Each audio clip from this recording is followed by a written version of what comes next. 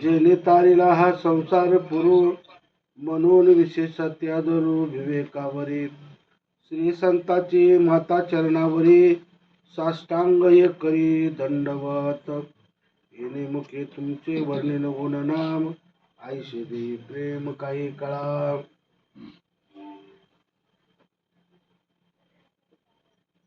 येणेचे अभ्यासाचे योगो, चित्ताशी करिपा चांगू.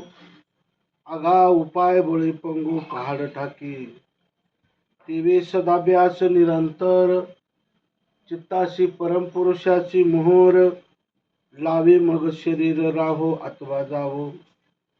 जे नाना गती ते पावविते, ते चित्त वरील आत्मीयाते. मग कवन आठवे देहाते गेले की आहे. पै सरितेचे ओघे, सिंधू जळा मिनले घोगे. ते काय वर्तता हे मागे, म्हणून पाहू येते. नाते समुद्राचे होऊन ठेले, तेवी चित्ताचे चैतन्य झाले. जित याता यात निमाले घडा जे. ग्रंथ ज्ञानेश्वरी अध्याय 8 आणि श्लोक 8. आजचे प्रवचन सेवा एकादशी निमित्त, कार्तिक एकादशी, त्याच्या निमित्ताने आपण एकत्र आलो, जमलो आणि एकादशीची काहीतरी सेवा घडो म्हणून आपण प्रवचनाचा कार्यक्रम ठेवला. त्या निमित्ताने आपलं आजचं प्रवचन. तर भगवंत अर्जुनाला सांगतात, अभ्यासाच्या योगाने चित्त काय होतं, चांगलं होतं. आणि परमार्थ करायला फक्त चित्तच चांगलं लागतं. परमार्थ जर करायचा असेल तर चित्त निर्मळ लागते, नाही तर परमार्थ होत नाही. आपल्याला कितीतरी उदाहरण, चित्त करारे निर्मळ, येऊनी राहे तिथे येऊनी राहे गोपाळ. ज्याचे चित्त निर्मळ आहे त्याच्या अंतःकरणामध्ये देवाचा वास. प्रत्यक्ष देव भगवंत त्याच्या अंतःकरणामध्ये राहतो. आता अंतःकरणामध्ये मन, बुद्धी, चित्त आणि अहंकार याला अंतःकरण चतुष्ट म्हणते. याच्यामध्ये देव राहतो, ह्या अंतःकरणामध्ये. ह्या अंतःकरणात नाही. ह्या अंतःकरणाला कापून तुकडे जरी केले याच्यात देव दिसणार नाही. देव राहायचे ठिकाण तिथं आपला मगाविषयी झालाय, कुठं त्या अंतःकरणामध्ये. आणि त्याला सूक्ष्म देह म्हणले. 4 प्रकारचे देह सांगितले संतांनी, शास्त्राने. स्थूल, सूक्ष्म, कारण आणि महाकारण. मन, बुद्धी, चित्त आणि अहंकार याला सूक्ष्म देह म्हणलेले. आणि त्याच्यामध्ये त्याचं वास्तव्य कसं आहे तर सर्वांच्या हृदय दिशी मी आमुक आहे आयशी, जी बुद्धी पुरे आहारनिशी ती वस्तू मी राह. रात्रं दिवस जी बुद्धीचं स्फुरण आहे ती वस्तू मी आहे म्हणून सांगितलंय. इथं पत्ता सांगितलाय भगवंताचा. इथे एक पत्ता सांगितलाय आणि 15वा अध्याय 15वा श्लोक तिथे एक पत्ता सांगितलाय. उपाधी माझी गुप्त, चैतन्य अशी सर्वगत, ते तत्वज्ञ संत स्वीकारते. उपाधीमध्ये काही गुप्त घरात आहे. उपाधी कशाची? शरीर ही उपाधी सांगितली. त्याच्यात गुप्तपणाने राहणारा भगवंत सांगितला. म्हणजे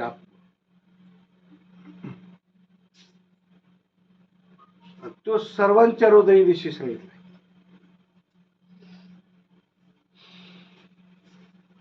आणि वस्तू कशी आहे, जी बुद्धीमध्ये स्फुरण उठते ती वस्तू आहे. मग माणूस गेल्यानंतर ते स्फुरण वासनारूपी एककडेच राहते आणि माणसाचा देह एककड पडते. मग त्या देहाची सगळी विल्हेवाट लावली जाते, पण ही शिल्लकच राहतं वासनारूपी. हे जन्म मरण फेऱ्यात अडकण्यासाठी. जसं कर्म केलंय, जसे वासनेमध्ये गुंतलंय, तसं ती शिल्लक राहतं. आणि ती शिल्लक राहिलेली वस्तू ती पुन्हा प्रवेश करते. अन्नमय कोश, प्राणमय कोश, मनोमय कोश, 5 कोश आहेत आपल्यामध्ये. 5ही कोशामध्ये प्रवेश करून करून करून पुन्हा आपल्याला अजून जन्म मिळतो. तीच वासना अन्नामध्ये येते. अन्नामध्ये येऊन मग ती आपल्याला जन्म देते. गवतावर जर पडली तर पशु पक्ष्याचा जन्म मिळतो. आणि अन्नामध्ये जर उगवली तर त्या मनुष्याचा जन्म मिळतो.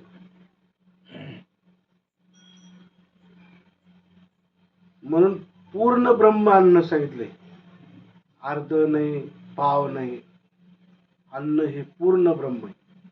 आपण आता जवळ श्लोक म्हणलो, म्हणून पूर्ण ब्रह्म आहे. मग परमार्थ जर करायचा असेल तर फक्त वर्म चित्त शुद्ध करणे. मग चित्त शुद्ध करण्याचं वर्म काय? चित्त शुद्ध वर्म शुद्ध करण्याचं वर्म फक्त नामस्मरण आहे. नाम आहे, चिंतन आहे. तुमचं चित्त काहीही केलं तरी निर्मळ होणार नाही आणि त्याच्यातला मल, विक्षेप आणि आवरण निघून जाणार नाही.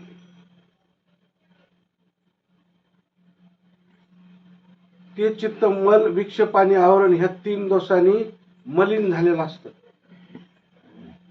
आवरण कोणतं? स्वतःच्या स्वरूपाला मी कोण आहे न कळणं, याच्यावर आवरण आलं. मी कोण आहे, आपण जी वस्तू आहे त्याला विसरलो आवरण आल्यामुळं, आणि देहच मी म्हणायलो, आणि ठेवलेल्या नावाला आपण तत्पर आहे. किती झोपीमध्ये माणूस असला तर तटकन उठतो आरोळी दिल्याबरोबर, आणि ते नाव खोट आहे. ते लय लय झालं 2-3 पिढ्या चलतंय. आता जर खापर पंजोबा त्याच्या पुढचं जर तुम्हाला विचारलं तुमचं, तर तुम्ही सांगू शकत नाही. विसरले, ते गेले मागचे आपले. लय लय झालं आजोबा किंवा खापर पंजोबा सांगतो किंवा पंजोबा सांगतो, त्याच्या पलीकडे माणसाचे नाव सांगू शकत नाही.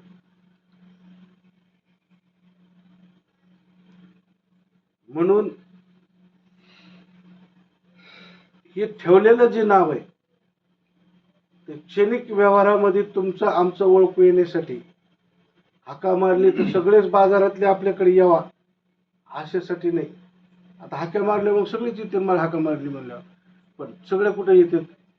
ज्याचं नाव घेऊन हाका मारली की तीच येते. त्याच्यासाठी, व्यवहारासाठी हे नाव ठेवलेले. आणि असे 33 कोटी देव आहेत. ते 30 कोटी त्याच्यामध्ये आपण आहे. आपण बी देवाचे. त्यांनी सांगितलं ना, जे जे भेटे भूत ते ते माने जे भगवंत, हा भक्ती योग निश्चित जाणार माझा. किंवा तुका म्हणे सांगू किती, याचं भगवंताच्या मूर्ती. 33 कोटी देवापैकी आपण आहे. मनुष्य जन्म हा देवाचा आहे. देव योनी ही मनुष्य योनी. मग चांगल्या योनीला येऊन जर आपण पुन्हा चांगलं नाही जर केलं तर चुकली या वर्म फेरा पडे. तर याच्यामध्ये सांगितलं भगवंतांनी की मनुष्य जन्माला आल्यानंतर मनुष्य स्वभावतच भजनशील आहे, पण ज्ञाने विने नाशला, बुद्धी भेदशी आला, कल्पून येते कल्पू लागला अनिकत्व. अनेकत्वाने देव या देवळातला वेगळा, त्या देवळातला वेगळा, तो वेगळा, ह्यो वेगळा, ह्यो वेगळा, ह्यो वेगळा, अनेक प्रकाराने माणसात बी हे माणूस वेगळे, ते माणूस वेगळे, हे माझे ते परक्याचे, सगळा बाजार अनेकत्वाचा. एक तत्व कळाल्याशिवाय त्या माणसाला परमार्थ साधणार नाही. आणि अनेकत्वाची कल्पना आहे. ज्ञानेविने नाशिले, ज्ञान नाही म्हणून नाश पावले मनुष्याच्या जन्माला येऊन. बुद्धी भेदाशी आले आणि कल्पू नये ते कल्पू लागले अनेकत्व. आता देव अनेक आहेत काही एक आहे, आणि आपण किती समजितो इथं घोटाळा आहे. आपण 33 कोटी बी समजायला लागलो.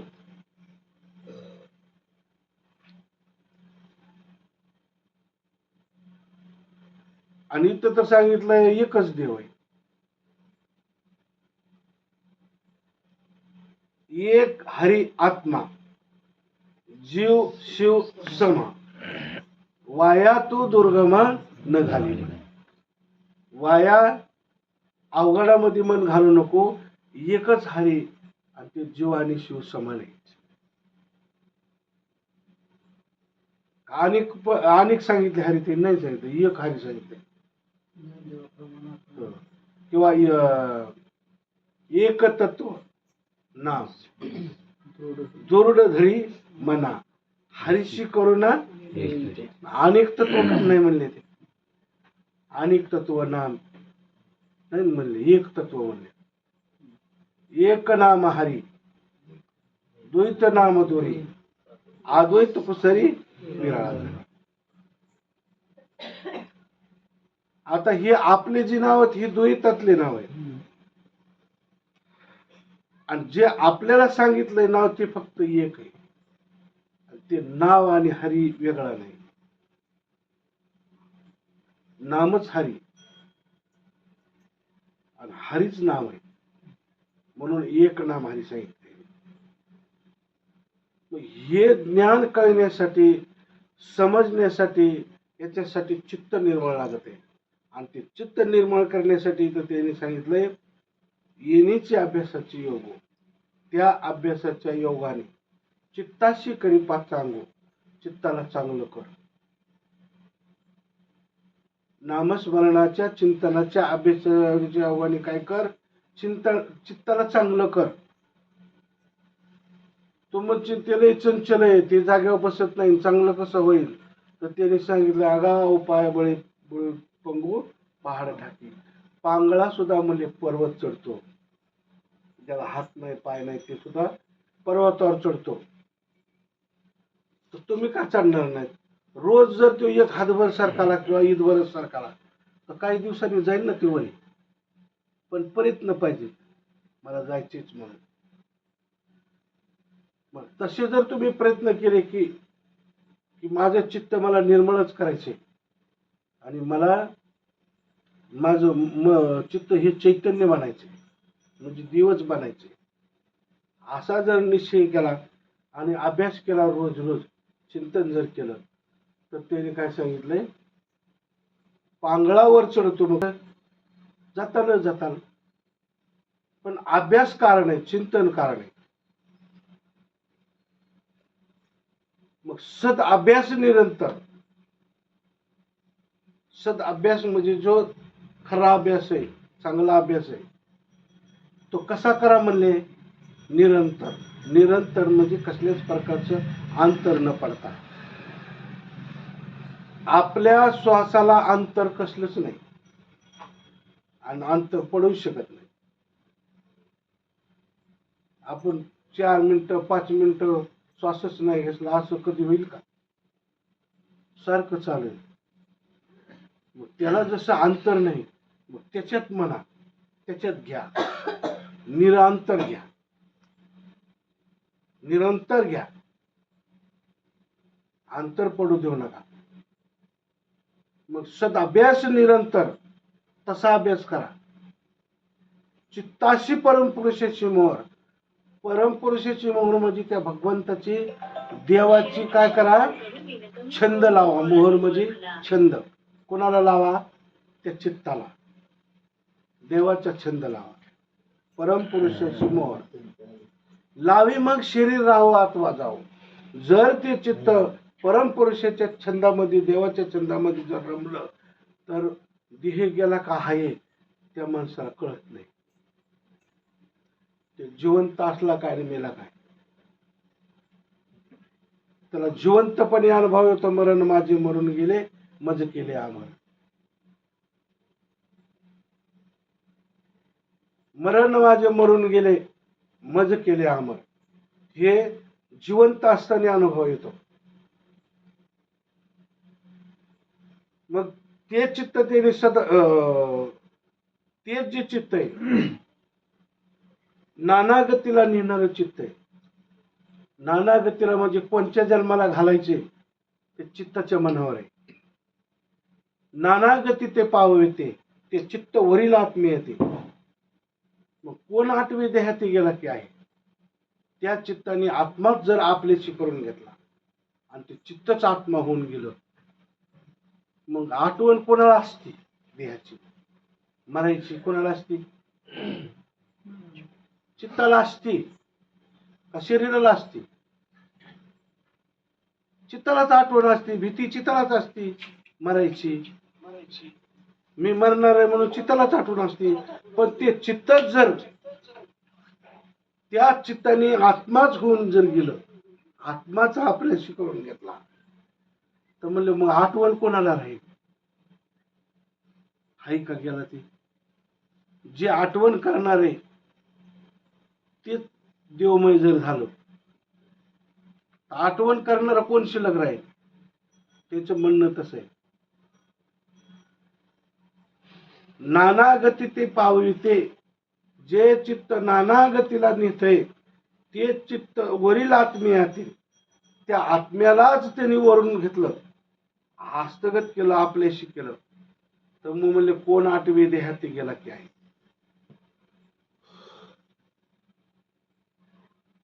पण त्याला परमपुरुषाची मोहर म्हणजे त्या भगवंताचे छंद लागायला पाहिजे. आता छंदाचा विषय, दारू पिणाऱ्याला छंद लागतो, पत्ते खाणाऱ्याला छंद लागतो, मटका खेळणाऱ्याला छंद लागतो, तंबाखू खाणाऱ्याला छंद लागतो, बिली वाढणाऱ्याला छंद लागतो. जेवढेही लोक तलप करणारे तेवढे लोकांना छंद लागतो. ते लोक मरतील पण छंद सोडित नाही. वाईट गोष्टीच्या छंदासाठी माणूस जीवावर उदार होतोय मरायसाठी, पण त्या गोष्टीचा छंद सोडित नाही. मग ही चांगली वस्तू आहे, देवच व्हायची वस्तू आहे. हे जर छंद लागला तर तो माणूस सोडीन का? माणूस काय होईल? पण आपण छंद लागूस तर नामस्मरण करीत नाहीत आणि अनुभव येऊस तर परमार्थ करीत नाही. परमार्थ हा अनुभवाचा विषय आहे. तुम्ही आम्ही केला म्हणून करायचा विषय नाही.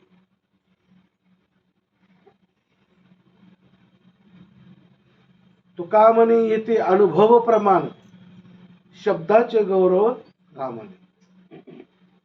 तुकाराम महाराज म्हणे इथं अनुभव पाहिजे, नुसतं शब्दाचं गौरव काही कामाचे नाही.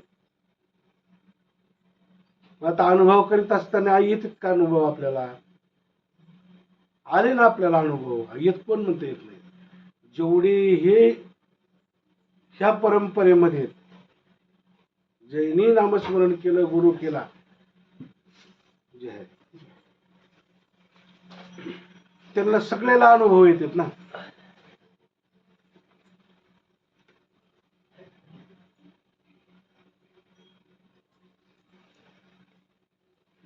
जे नानागती ते पाविते, ते चित्त वरील आत्मीय होते.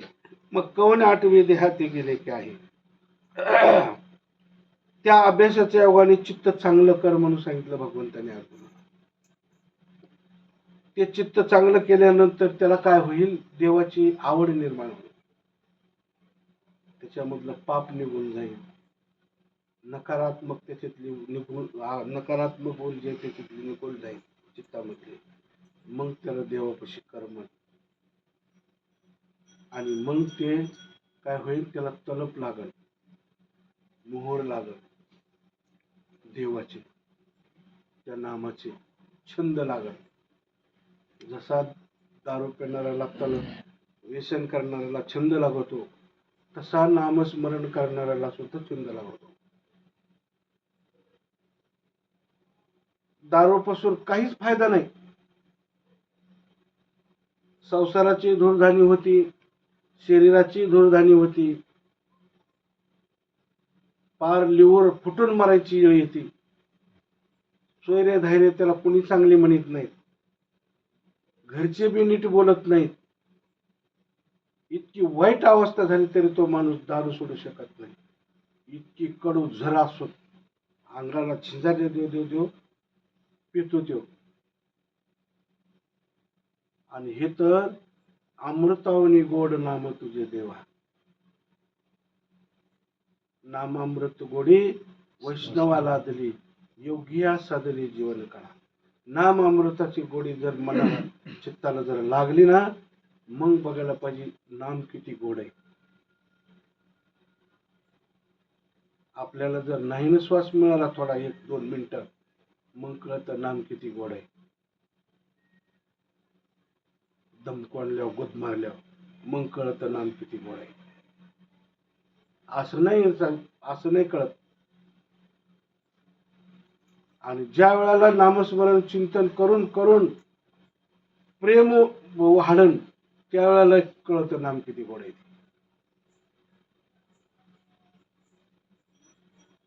आनंद निर्माण झाला ना, त्या आनंदाच्या भरामध्ये मग नाम किती गोड आहे हे कळतं। मग अमृतापेक्षा कसं गोड आहे, मग अनुभव येतो, आज येत नाही। आणि मग त्याची सवय लागली ना अमृतापेक्षा गोड नाम घ्यायची, मग मात्र ते चित्त त्या नामाला सोडित नाही, रात्रंदिवस त्या नामामध्ये राहत। कारण ते श्वासोश्वासामध्ये सारखं नामस्मरण आपलं चालू आहे, आपलं लक्ष नाही।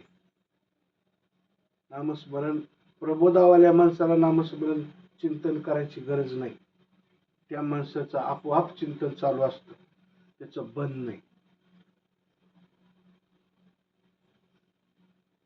तुमचा श्वासोश्वास चालू आहे म्हणजे तुमचं चिंतन चालू आहे। इथं सांगितलंय ज्याचा श्वासोश्वासाचा परिचारो, निमेषानु निमेषाचा व्यापारो, तिथे निज साचारो घर बांधिले, निरंजनी निज साचारो घर बांधिले। काय त्याचा अर्थ? ज्याचा श्वासोश्वासाचा परिचारो म्हणजे तुमचा श्वास काय म्हणतोय त्याचा परिचय तुम्हाला माहिती पाहिजे। आत जाताना काय म्हणतोय आणि बाहेर येताना काय म्हणतोय, तुम्हाला स्पष्ट ज्या दिवशी प्रबोध दिला त्या दिवशीच सांगितलेलं आहे तुम्हाला। तो मी, तो मी, तो मी, तो मी असं म्हणतो।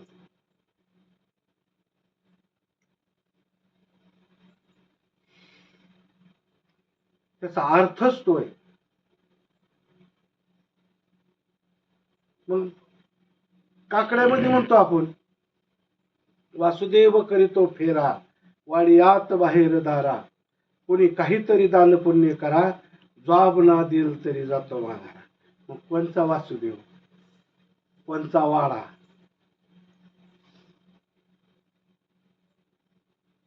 वसती तो वासुदेव आहे। हे श्वास बाहेर जातो आत येतो याला वासुदेव आहे। आणि हे वाडा आहे, सारखी वेळ जाते ती चालू आहे, वाडी आत बाहेर दार। आणि तो मत ती जात असताना येत असताना त्याच्यामध्ये काहीतरी दान पुण्य करा, म्हणजे तुम्हाला दिलेलं जोडलेलं नामस्मरण ध्यानात असू। न ध्यान ठेवाल, न दान कराल तर जातो माघारा, माझे काय बापाचं चाललंय। मग वाया वेरजार हरिविन, हरिपाठात म्हणतो आपण, पण कोणची येरजार हरिविन वाया आहे। श्वास रिकामा जाणं याला येरजार म्हणते हरिविन। त्या श्वासात हरी न म्हणणं, नामस्मरण न घेणं, म्हणून श्वासाला जोडलेलं आहे। हे नामस्मरण जागृती, स्वप्नी आणि सुषुप्ती तिन्ही अवस्थेमध्ये नामस्मरण आपलं चालू असतं। आपण झोपलं तरी आपला श्वास चालू असतो, म्हणजे नाम चालू असतं. स्वप्नात पडत असलं तरी बी आपला श्वास चालू असतो, नाम चालूच असते. आपण जागे असलो, कामही करीत असलो तरी आपला श्वास चालू, नाम चालूच असते. तिन्ही अवस्थेमध्ये नाम चालू आहे. पण घ्यायचं कसं ही आळल्या पाहिजे, आणि घ्यायची गरजच नाही, ते आपापच चालू आहे. ते काहीतरी आहे ना, राम हमारा जप करे हम बैठे आराम. आमचा राम जप करतोय, आम्ही नुसता आराम त्याच्याकडे लक्ष द्यायचं काम. परे दे मदलसा सोहम जो जो रे बाळा, निज ध्यानी निज निज लक्ष लागू दे रे डोळा. मग फक्त नुसतं लक्ष लावायचे, पण ते कधीही लागन ज्याचं चित्त निर्मळ झालंय, मल विक्षेप हे सगळे दोष निघून गेले. देव झाले अवघे जन, दोष गुण हरपले. त्या चित्तातले दोष गुण हरपून गेले, निघून गेले. मग हे विषय त्या चित्ताला पटतो,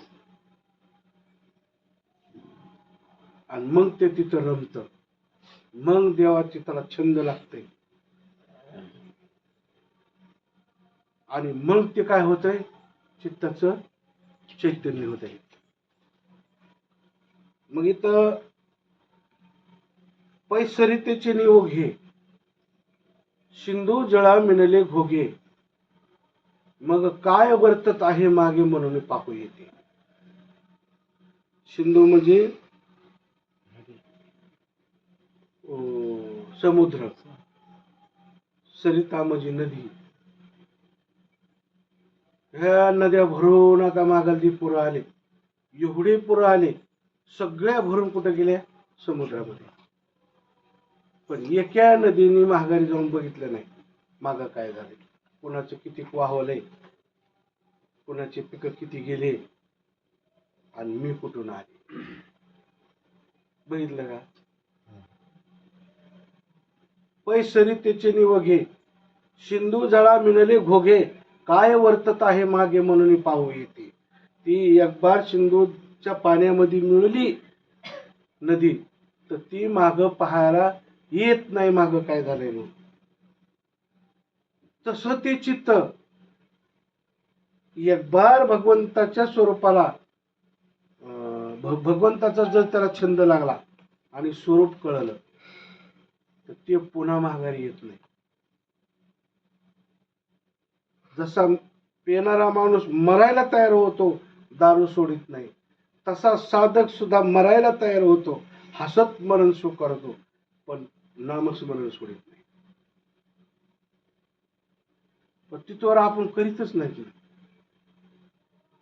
घेतला का अनुभव आपण, नाही ना, का घेतला नाही, कमी पडतो आपण. का कमी पडतो, तर मग इथं काय सांगितलं, अभ्यास कमी पडतो. त्या अभ्यासाच्या योगाने काय होते म्हणजे चित्त चांगलं होते, आणि ते चित्त चांगल्या झाल्यानंतर आत्मा आपला आहे म्हणून असं ओळखीत येते. आता असं ओळखीत आहे का आत्मा आहे मी म्हणून, नाही ना करमत त्याला स्वतःचे स्वरूप. कोण म्हणतं करमत आहे, करमत नाही. इरातून किती वाऱ्या ध्यानात राहतं. ज्या दिवशी प्रबोध दिला त्या दिवशी ते तत्व तुम्हाला सांगितलंय. तत्वमसी महावाक्य म्हणते की ते तत्व तुम्ही आहे.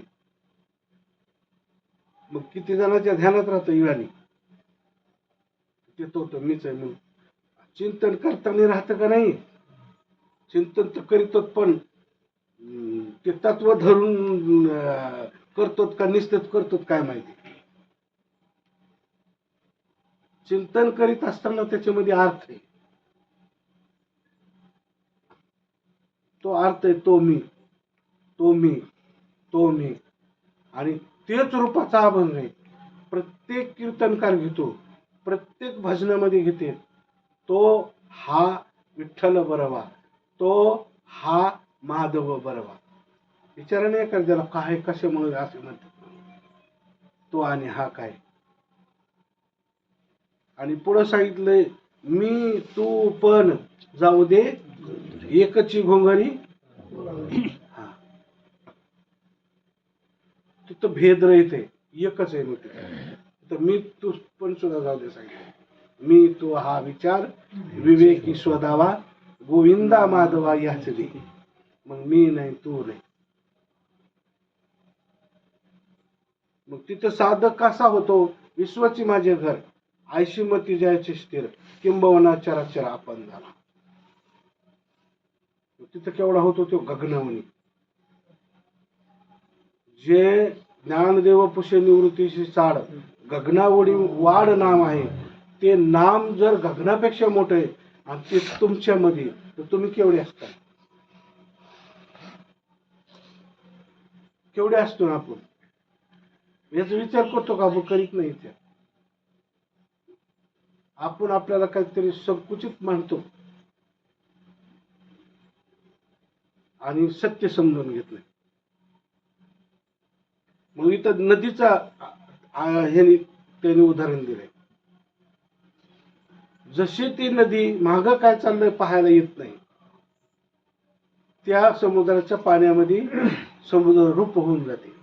एवढे पूर आलेले, आता ते कुठे गेले? कुठे गेले पाणी? ते आता समुद्रमय होऊन गेले.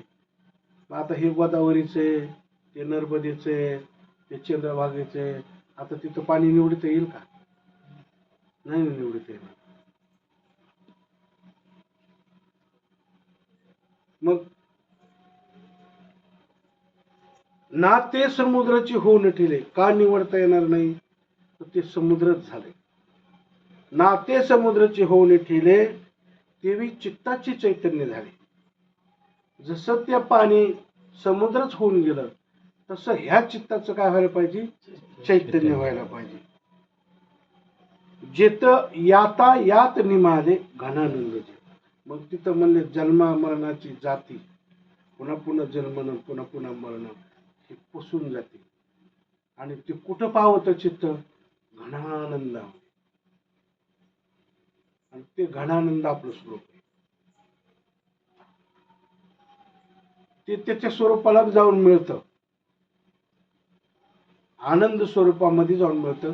सच्चित आनंद स्वरूप आहे आपलं.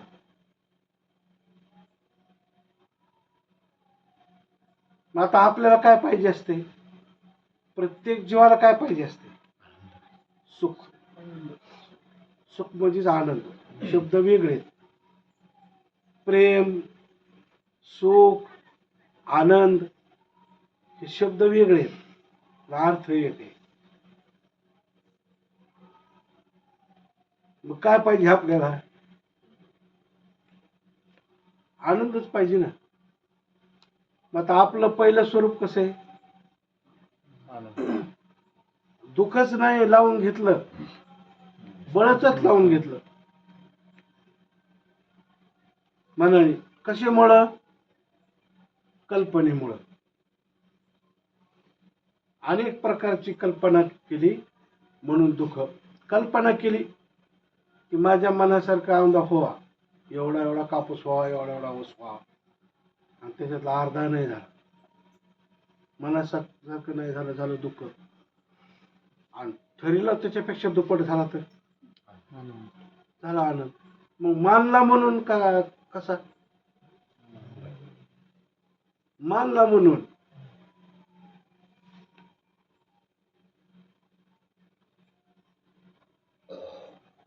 आणि आपण मानतो म्हणून दुःख आहे आणि मानतोय म्हणून आनंद आहे.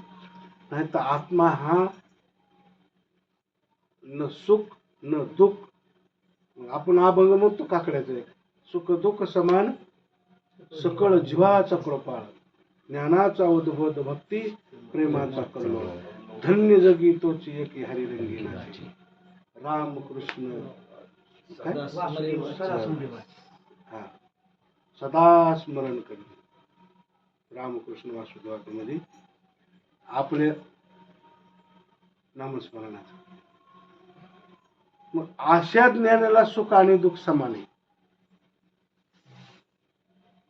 पण कधी? ज्ञानाचा उद्बोध झाल्यानंतर, चित्त निर्मळ झाल्यानंतर, चित्ताला हे ज्ञान कळाल्यानंतर, त्याचा उद्बोध झाल्यानंतर, हा बोध होईल ज्ञानाचा त्यावेळेला आता सगळ्याची सुखासाठी धडपड आहे, पण जागा चुकती ना. जिथं सुख नाही तिथं आपण धुंडतो. संसारामध्ये सुख नाही, आपण संसारात सुख धुंडतो. आपल्या मनासारखं झालं म्हणजे आपल्याला वाटतं सुख मिळत. लय मोठा कापूस झाला, चांगली मेहनत केली, 4 पैसे जास्त मागे राहिले, वाटतं मग आपण सुखात संसार करू. पण तिथं सुख नाही मिळत. औंधा 2 लाखाचं जर उत्पन्न झालं तर पुढे अजून 3 लाखाचं व्हावं असं वाटतंय. म्हणजे आशा वाढत चलती. मग सर्व सुखाची आशा जन्म गेला, क्षण एक मुक्ती यज्ञ नाही केला, हिंडता दिशाशी न पावला, माया वेष्टीला जीव माझा. सर्व सुख मिळावं म्हणून काय केलं, सर्व सुखाची आशा पूर्ण जन्म गेला, संसारच करीत बसला, क्षण एक मुक्ती यज्ञ नाही केला. एक क्षणभर जो या मुक्तीचा यज्ञ जर केला मरतानी, एक क्षण, किती, एक क्षण जलमभर परमार्थ नाही केला, आणि जाताच्या क्षणामध्ये जर श्वासात नामस्मरण म्हणून जर श्वास सुटला तर त्या क्षणामध्ये मुक्ती पावते. त्याला देवाचं द्वार म्हणते. त्याला देवाचे द्वारी उभा क्षण भरे, तेनी मुक्तीच्या हिशा दिली. तिथल्या पंढरपुरात आज लाखो लोक, पोलिस ती वडवे कितीतरी लोक, आणि रोज किती मुक्त्या पावत असते त्यांना. नुसते ढकलालाच ते. आता ते मुक्ती का त्याला दारातच ना ते. देवाच्या द्वारात क्षणभर जर उभा राहिलं तर मुक्ती पावते. तिथं 8-8 तास ड्युट्या करते तिथं. मग त्याला किती मुक्ती मिळायला पाहिजे. हाय का विचार लोकांना काही. एक क्षणाच याला हे दार सांगितले देवाचं. देवाच्या द्वार आपला जो श्वास जातो, आत जातो, बाहेर येतो, त्याला द्वार सांगितलंय. त्या द्वारात क्षणभर जर जाता वेळस, जीव जाता वेळस जर आपल्या ध्यानात राहिलं आणि तो श्वास सुटला तर चारी मुक्ती, सायोजता, समीपता, स्वरूपता आणि सलोकता, चारी मुक्ती साधत्या. पण असा माणसाचा स्वभाव आहे, जलमभर जी गोष्ट त्या माणसाला आवडली ती गोष्ट मरतानी पुढे येऊन उभा राहते. जीव जाता आवडीची गोष्ट, ज्या गोष्टीवर तुम्ही आतून प्रेम केलं ती गोष्ट मरतानी बरोबर तुम्हाला आठवणार आणि वासना गुंतणार आणि मरणार. म्हणून आपल्याला अभ्यास करायचं सांगितलंय की तुम्हाला जर सवय लागली ना, तर सवय लागल्यानंतर तुम्हाला काय होईल, मरतानी सुद्धा नामच आठवेल. म्हणून त्यांनी सांगितलंय अहोरात्र चित्ती नामस्मरण करा म्हणून. म्हणजे प्रत्येक श्वास आपला आत जातानी बाहेर येतानी 24 तासामध्ये 21,600 वेळा आपला श्वास जातो येतो. त्याचं गणित सुद्धा सांगितलंय, 21,600 वेळा. त्याच्यातला एकही श्वास असा फुकट नाही गेला पाहिजे. आणि एक जरी गेला तर त्यांनी सांगितलं वाया येरजार हरी बेल. आता त्या पंढरीला जायची वारी आणि हे आत बाहेर जायची वारी, ह्या वाऱ्यात त्या पंढरपूरला गेला आणि मन बदललं नाही, मन जर वटळत राहिलं तर ती वारी घडत नाही. किंवा त्या वारीला गेला, दर्शनही घेतले पण चित्त त्याचं गावाकडे राहिलं तरी त्याला वारी घडत नाही. आणि एखादा इथंच बसला ठाईच बैसोनी करा एक चित्त, आवडी आनंद आळ बाबा, नलगती सायस सुख येतो घरा. मग आता तिथं जावा का इथं येतोय. लोकांचा परमार्थ कसा आहे,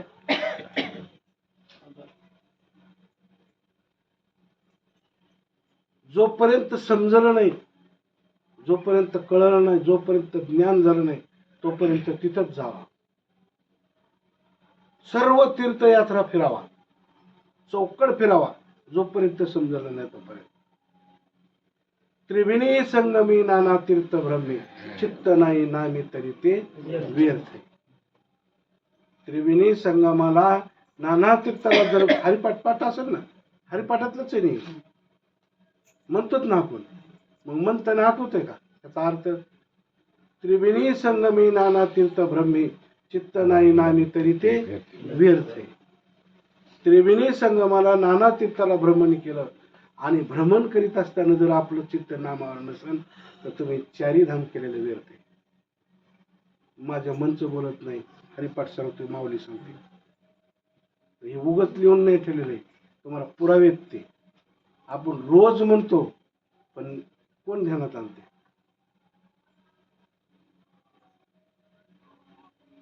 बघा रीत परमार्थ करणाराची रीत कसली आणि कसे करते, कसे परमार्थ त्याचं साधन आणि कसे जाते मोक्षाला बघा, आणि कसे जन्म मरणातून मुक्त होते. किती तफावत आहे परमार्थामध्ये. अहम वाग्या सोहम वाग्या प्रेम नगरा वारी, सावध होऊन भजनी लागा देव करा कैवारी. वारी हो वारी माझ्या मल्हारीची वारी. आत जाणं बाहेर येणं, आत जाणं बाहेर येणं, त्या श्वासोश्वासाची वारी आहे. जो 21,600 वेळा वारी करतो तो खरा योगी, तो खरा साधक आहे, तो खरा सिद्ध आहे.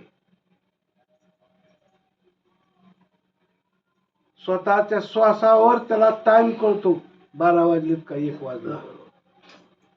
पहिलं घटका पळे हे बोलणं होतं, आता सेकंद हे निघलं, मिनिट. पहिलं आहे ना घटका गेल्या पळे गेल्या काहीतरी ते म्हणतात ना, ते घटका पळे होते पहिल्या, त्या श्वासावर मोजित होते ते. आणि करेक्ट प्रहर 4 काढीत होते, 8 प्रहर. दिवसाची 4 आणि संध्याकाळची 4.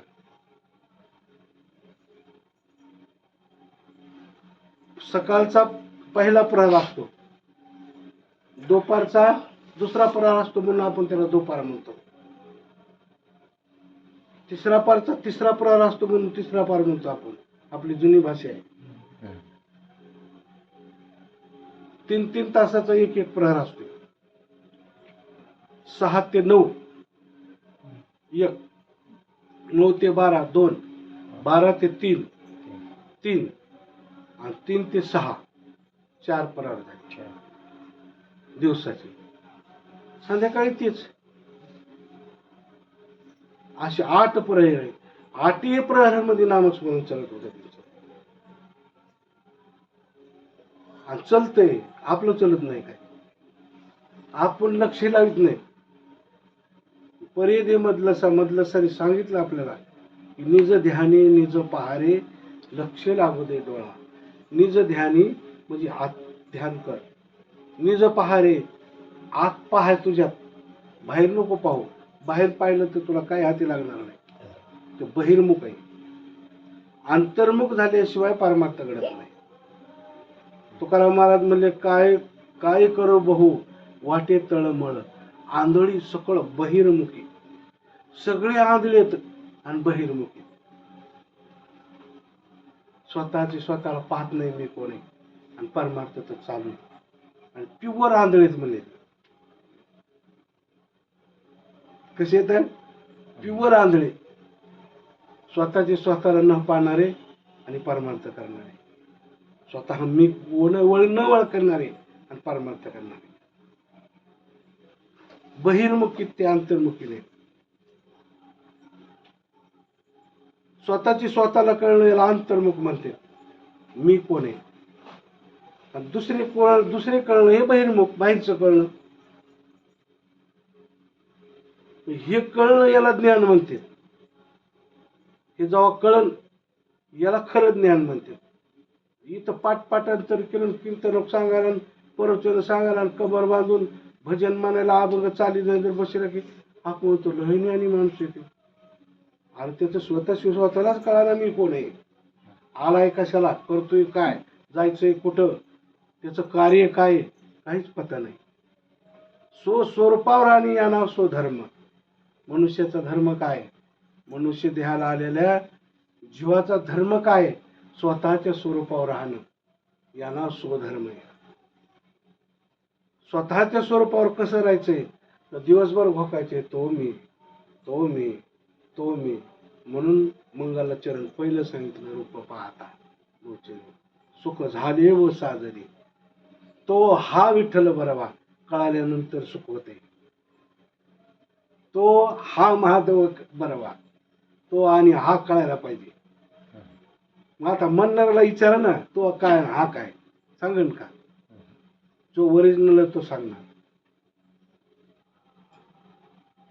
म्हणून आता भाजी म्हणायचे, मग आता बस करू ना. म्हणून येण्याच्या अभ्यासाचे योगो चित्ताशी करीपा चांगो, आगा उपाय बळे पंगू पाहणं ठाके. तेवे सदाभ्यास निरंतर, चित्ताशी परमपुरुषाची मोहर, लावी मग शरीर राहू आत्माचा. जे नाना गती ते पाव येते, ते चित्तवरील आत्मीय ते, मग कोण आठवी देहाती गेला की आहे. जैसे सरितचे ने ओघे, सिंधू जळा मिनले घोघे, काय वर्तत आहे मागे म्हणून पाहू येते. नाते समुद्राचे होऊन ठेले, तेवी चित्ताचे चैतन्य झाले, याता यात निमाले घनानंद. झालेली सेवा माझ्या सद्गुरूच्या चरणी, तुम्हा सर्व सज्जन मायबापाच्या चरणी, ग्रामदेवतेच्या चरणी अर्पण करतो. शिवेला पूर्ण रंगवतो. कुंडली कमल श्री ज्ञानदेव तुकाराम पंढरीनाथ